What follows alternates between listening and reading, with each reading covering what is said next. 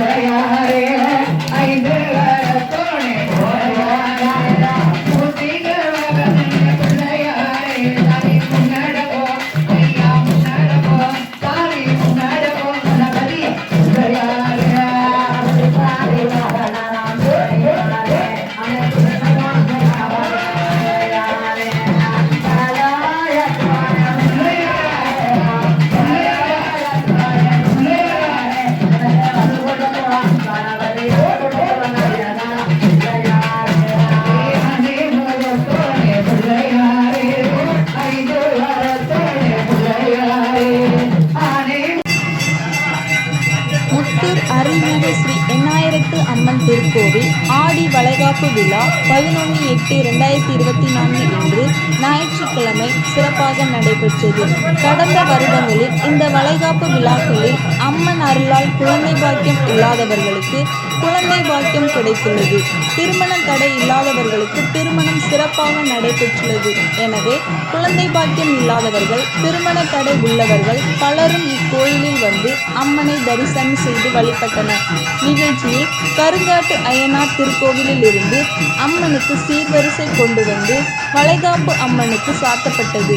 காலை 11 மணிக்கு அம்மனுக்கு அபிஷேகம் நடைபெற்றது. மதியம் 12 மணிக்கு அலங்கார பூஜை நடைபெற்றது. மதியம் 1 மணிக்கு அன்னதானம் நடைபெற்றது. நிகழ்ச்சி ஏற்பாட்டை முத்தூர் ஊர் பொதுமக்கள் ஏற்பாடு செய்தனர். நிகழ்ச்சியை பஞ்சாயத்து தலைவர் சுடலைக்கண்ணு பாண்டியன் அவர்கள், எஸ். சுடலை அவர்கள் மற்றும் எஸ். முருகேசன் அவர்கள் முன்னின்று ஏற்பாடுகளை செய்து கொடுத்தனர்.